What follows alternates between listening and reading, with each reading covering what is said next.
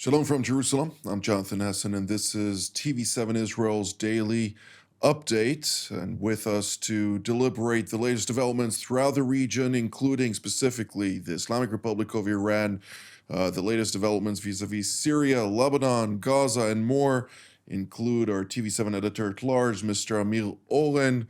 Next to him is retired Brigadier General Mark Kimmett, formerly an Assistant Secretary of State for Political Military Affairs, as well as a senior officer at the U.S. Central Command. It's great to have you with us, General. Thank you. Next to him is Brigadier General in Reserve Amnon Sofrin, formerly the Chief of the Intelligence Directorate at Mossad, as well as a senior officer at the IDF Intelligence Directorate, including Israel's Central Command, among others, if we're talking about Central Command. But that is what we will stop with. It's great to see you as well, General. Thank you very much. Mr. Oren, it seems like the United States is continuing to flood assets into the region.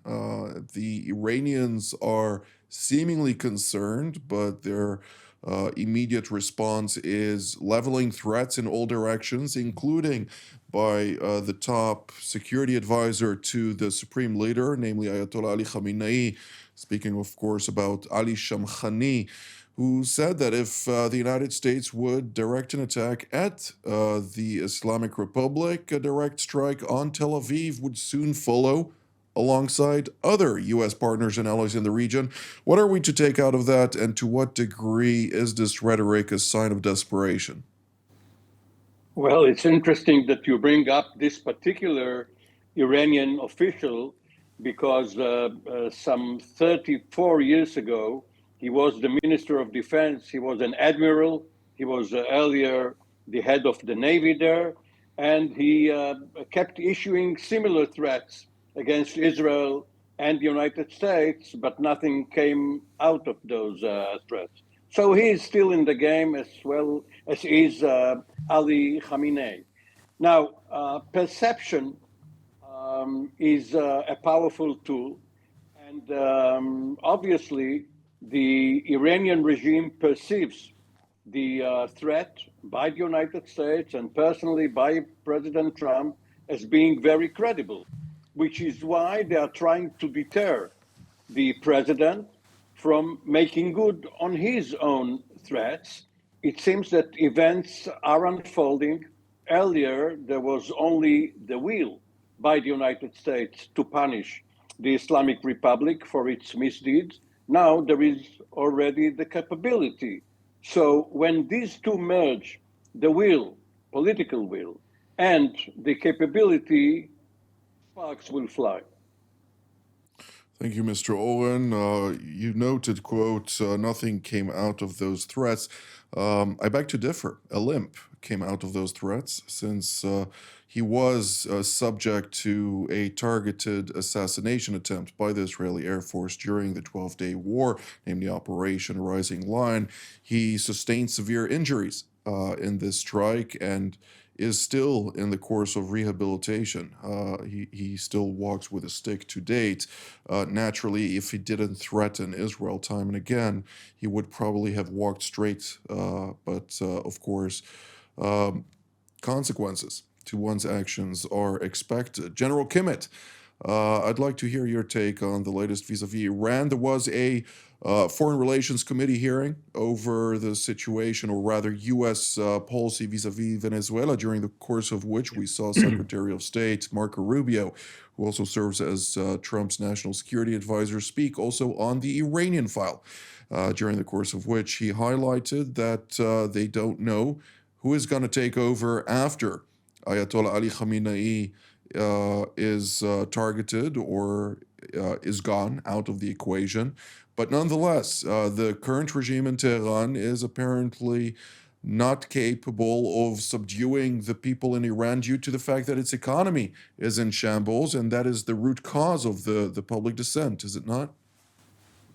Well, that and a number of other things. The mismanagement, the corruption, the water problems they're having.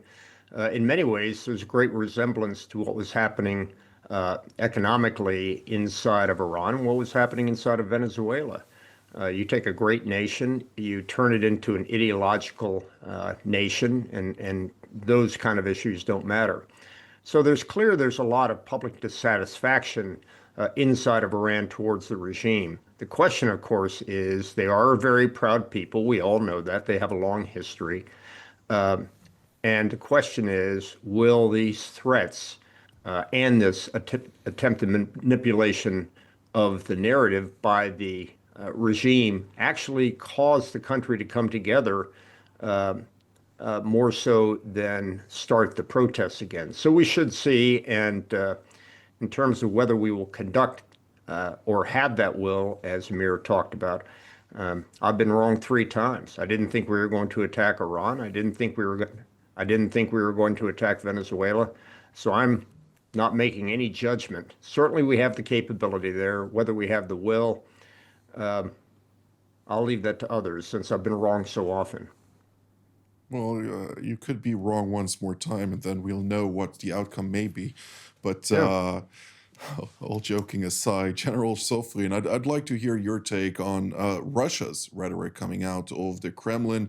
We do hear Peskov stating that an attack against the Islamic Republic would result in chaos, urging the United States and all other actors relevant to this situation to keep their fingers off the trigger.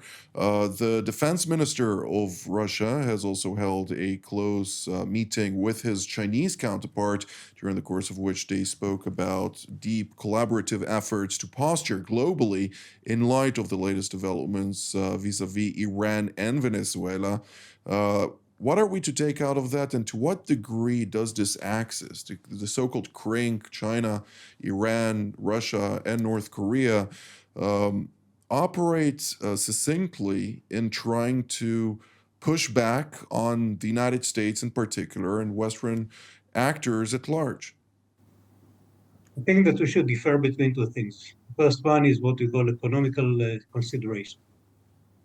That means everybody is terrified from the idea that if Iran is going to be attacked, the price of what we call an oil barrel will be rising to some 100% more than it's now.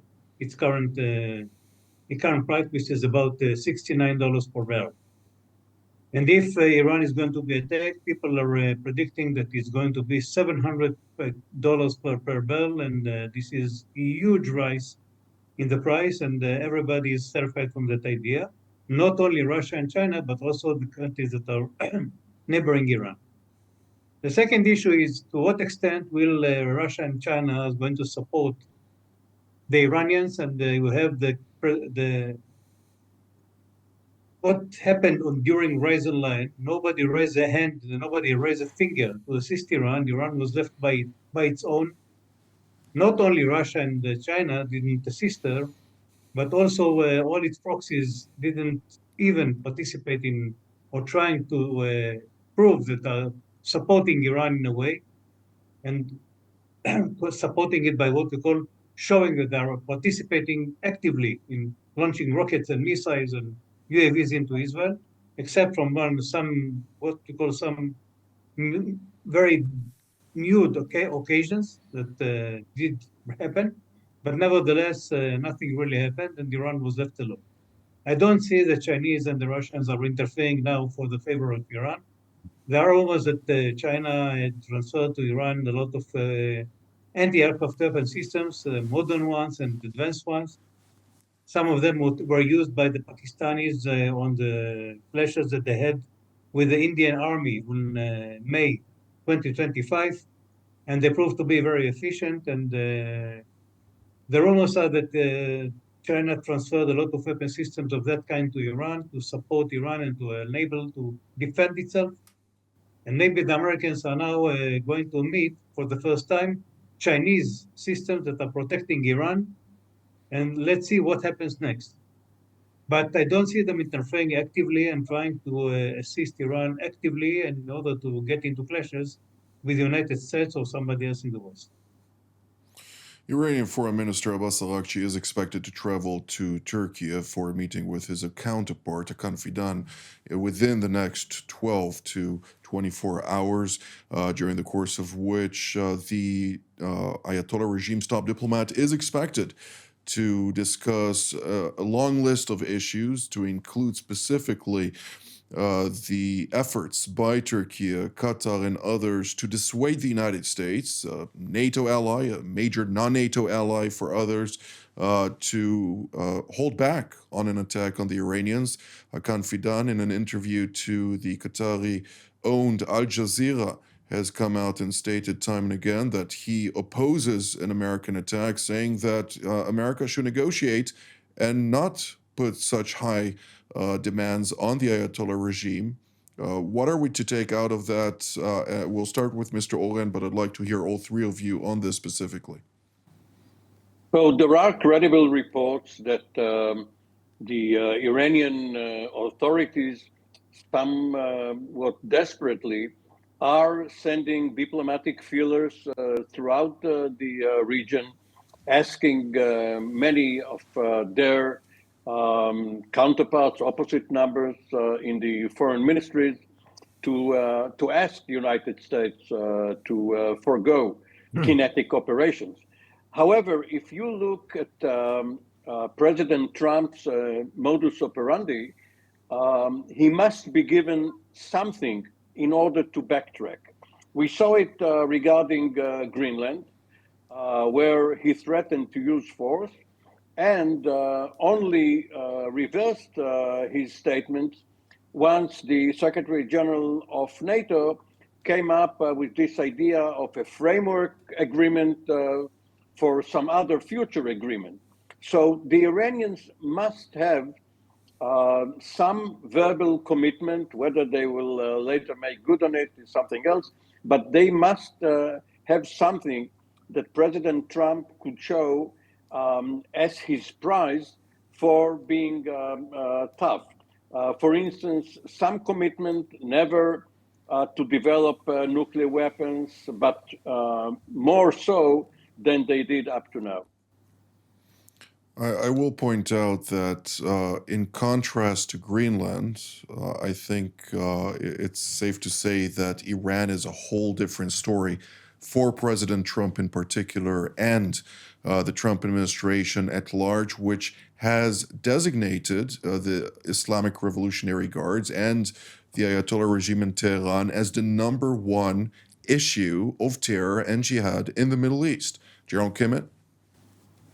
Yeah, I think all of those are interesting comments. In fact, the last comment about backing off if an acceptable peace offering is made in our markets, it's called the taco trade. Trump always chickens out. That's sort of derisory, but Amir is right. Give him something to go with, and he'll back off. Of course, he didn't in the Iran attack in June, and he certainly didn't in the Venezuela attack. So again, I'm uncertain and won't make a bet on this.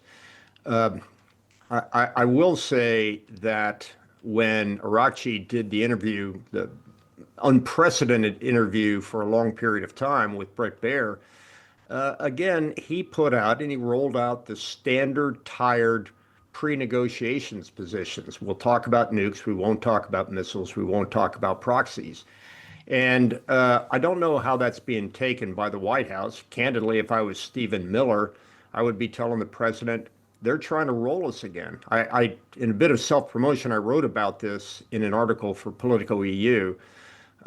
So I think we're going to have to hear something more, something far more substantive than if we can agree to the precondition of no missiles and no proxies, then we'll come to the table parenthetically for another 2-year an agreement framework discussions, which won't accomplish anything. I think at this point, the White House advisors will say, we're just trying to get slow rolled again. And I believe at this point, the Iranians believe that they're getting slow rolled, that they can slow roll the U.S. And I think that's a mistake. Well, trying the same thing over and over again and expecting different results is a problem that previous administrations had made time and again. So the Iranians didn't have until Midnight Hammer or Rising Lion that a true reason not to think that they could slow roll the United States. This time around, it seems like the equation has changed and the threat reference is real. General Kimmett, you wanted to point something else out? Yeah, I thought there was a great article that came out of the Washington Institute. The entire theme was what the Iranians need to realize is that their greatest deterrence in the past, which was fear, is no longer working. That's what Right. June bombing proved. So I think that may be another calculus that I hope the Iranians consider in their way ahead. Gerald Sofrin, I'd like to hear your take on the diplomatic efforts by the Iranians, but also by Qatar and Turkey and the Saudis, even, and Oman. Why? Why would they come out and actually go out of their way to try and dissuade the United States from eradicating what may be regarded as their greatest enemy or rival in the region? Let's take Turkey for a minute out of this equation. When you speak about Qatar and you speak about UAE and you speak about Saudi Arabia, each one of them is bordering Iran. And each one of them will be affected by any attack on the Iranians. And as I mentioned before, regarding what we call the oil price, each one of them is producing oil to a large extent, and each one of them is going to suffer a big blow if and when the Americans are going to attack Iran, and Iran will not be able. And President Trump even said it that are going to deny Iran from exporting oil outside, and therefore the prices will be higher if the Americans are going to hit what we call oil facilities in Iran. That means that oil prices are going to be high, and they are going to suffer a lot of losses. And each one of them is concerned, first of all, from that. Second, they are concerned from the fact that Iran may retaliate and again try to take revenge on these countries, which are very close to them, very bordering them. And I'm speaking about especially on UAE and Qatar, not Saudi Arabia, because Saudi Arabia and Iran are now having good relationships, diplomatic relationships, and they're supporting each other in a way, to some extent. But Qatar and UAE are very vulnerable, and they know it, and they're very afraid of the fact that Iran will try to take revenge by hitting them or hitting facilities in their countries. Turkey is another story because Turkey sees itself what we call the Ottoman Empire, and therefore is trying to broker now some maybe even by Zoom conversation or Zoom meeting between President Pezeshkian of Iran, President Erdogan of Turkey, and President Trump to try to get to some agreement to some extent, to get to something that may stop this violence or this attack, and to get to some equation that is acceptable on both sides. And as I read, President Trump didn't rule it out. He said, okay, I let it go. And still, they didn't receive any answer coming out from the president of Iran. Now, Turkey, of course, is trying to stabilize itself or to stabilize itself as what we call a major power within the Middle East. And somebody can, because of its links to the to the United Nations, to the United States, sorry, they can come and be what we call the go-between, and somebody who can bring up some agreement and make all the efforts to make it happen.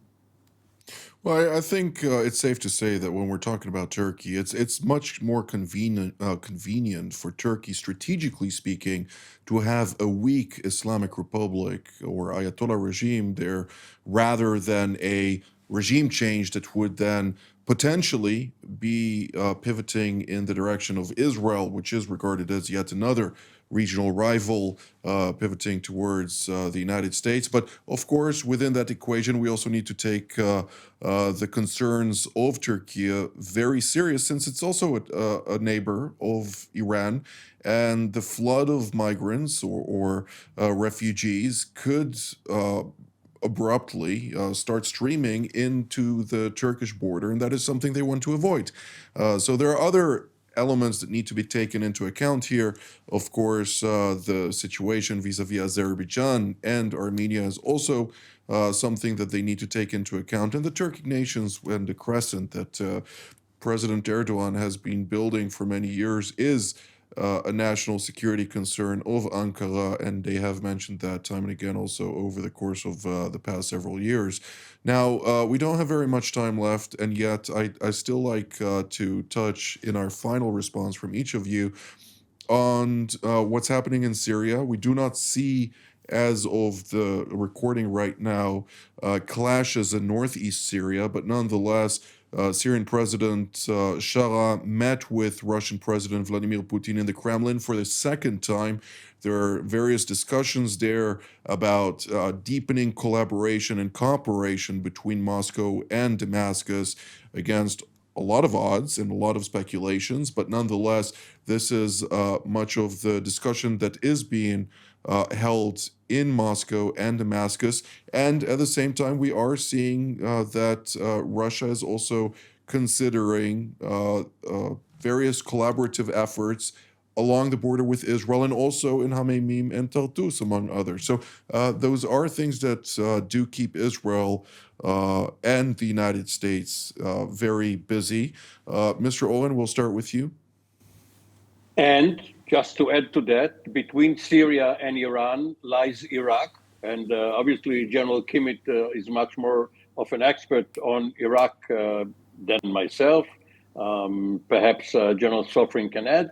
And there was a very interesting conversation between Secretary Rubio and a senior Iraqi official the other day, in which Rubio, according to the public report which came out of the Department of State, Rubio said that Iraq must remember that it should act as a sovereign state and not just act as an Iranian puppet.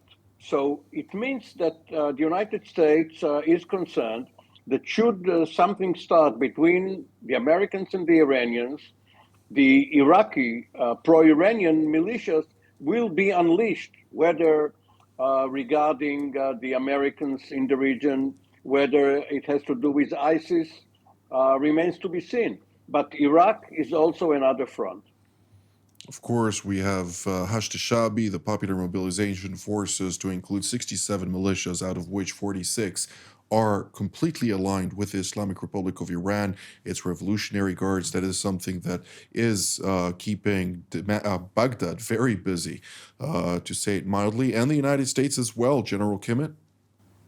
Yeah, I think we also need to add the fact that President Trump put out a tweet yesterday that fundamentally said, if you elect Maliki as prime minister, America is going to cut you off. So we're not on the hit list inside of Baghdad right now, particularly since for a country that has proclaimed we honor free and fair elections, apparently the new standard is elections that are free, fair, and friends of Trump. One final comment. I find the view of the regional powers with regards to not attacking Iran is incredibly short-sighted. I think I would rather support the United States to go against a non-nuclear Iran than stop these activities and allow eventually Iran to be a nuclear power, at which point they truly then become the regional hegemon and can bully their way, particularly along the countries along the Persian Gulf. So, if not now, when? If not now, when is a good question. A country that is willing to murder tens of thousands of its citizens is not a country that should own nuclear weapons or weapons of any types. of mass destruction, to say it mildly. General Sofrin? I would like to refer to the links between Russia and Syria. First of all, the Russians are in Syria ever since Mr. Ahmed al-Shara became the president. They came back after a while, and they have their own garrison on Tartus and Tamimim, the airport. They are still holding that, and these are assets that are very important for them. And now they're trying to find a way back and to influence what happens inside Syria on two dimensions. The first one, to sell weapon systems and to gain more influence on Mr. Ahmed al-Shara. And the second one is economic, to be able to assist in rebuilding Syria and to send companies coming out from Syria, not only from Turkey, which wants to be the sole representative in this direction, but they want to have also Russian companies that will come and rebuild Syria in this way. And this force is very important for Mr. Putin. When you look specifically on the nuances of the delegations, you see also the Deputy Foreign Minister for Turkish Affairs joining the discussion, as well as other actors that have to do with the intentions related to what Syria wants to see from Russia in Syria. It's more robust than what Ankara or others, particularly also Washington, would care for. And that, again, is to say it mildly. One last sentence that I would like to add for today's discussion is that Hezbollah, despite having said that it is not going to take a decision on whether or not to go and support the Islamic Republic in the event that it is attacked, we do hear a lot more voices from the ground coming up into the ears of the leadership of Hezbollah saying that we must stand by the Ayatollah regime and attack both Israel, the United States, and others, of course, that would have dire consequences to this terror organization in Lebanon and may also bring about its long overdue demise within the construct of this current framework. But time will tell, of course, and there's more to discuss on this. This is only a prelude for maybe tomorrow's discussion. I'd like to immediately also thank General Sofrin, General Kimmett, and Mr. Olin for all of your valuable insights, and I'd like to thank all of you at home as well. Until our next edition, from here in Jerusalem, Shalom.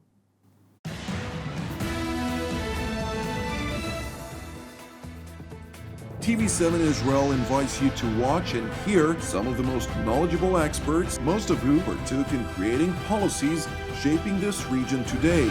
Join us for Jerusalem Studio.